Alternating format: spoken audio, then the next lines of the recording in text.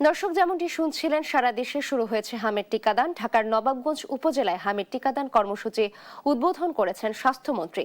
বিস্তারিত জানাতে সরাসরি যুক্ত হচ্ছে সহকর্মী এইচ হিমেলের সাথে। হিমেল, টিকা কার্যক্রম কেমন দেখছেন এবং উদ্বোধনের সময় উপস্থিতি কেমন ছিল, অভিভাবকদের কি বলছেন তারা, বিস্তারিত জানাবেন। নাবিলা, আজ ঢাকা নবাবগঞ্জ যে স্বাস্থ্য কমপ্লেক্স রয়েছে সেখানে কিন্তু 11:30 স্বাস্থ্যমন্ত্রী এখানে টিকা উদ্বোধন করেন।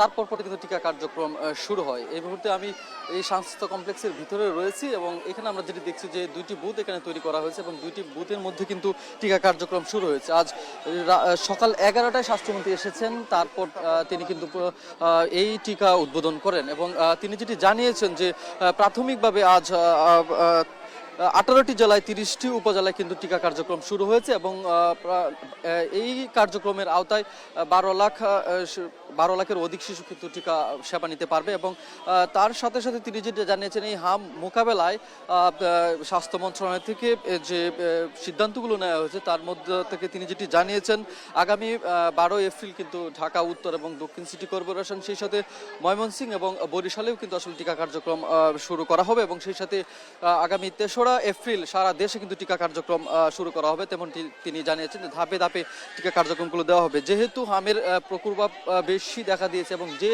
জায়গাগুলো আসলে রেড জোন অবস্থায় রয়েছে, অর্থাৎ বেশি সংক্রমণ হচ্ছে, সেখানে আসলে টিকাগুলো প্রথমত দেওয়া হচ্ছে এবং সেই সাথে তিনি যেটি জানিয়েছেন যে স্বাস্থ্যকর্মী যারা রয়েছে, চিকিৎসক যারা রয়েছে, তাদের কিন্তু সাময়িক ছুটি স্থগিত করা হয়েছে। তার এই সিদ্ধান্তটি কিন্তু এর আগেই করা হয়েছে, কিন্তু আজকেও তিনি সেটি বলেছেন যেন নিরবিচ্ছিন্নভাবে টিকা দিতে পারেন স্বাস্থ্যকর্মীরা, সেটিও কিন্তু নিশ্চিত করেছেন। অন্যদিকে চিকিৎসকদের কিন্তু তিনি তৎপর থাকার কথা বলেছেন যেন হাম টিকা দিতে গিয়ে অন্য কোনো বাচ্চা যেন অসুস্থ না হয়।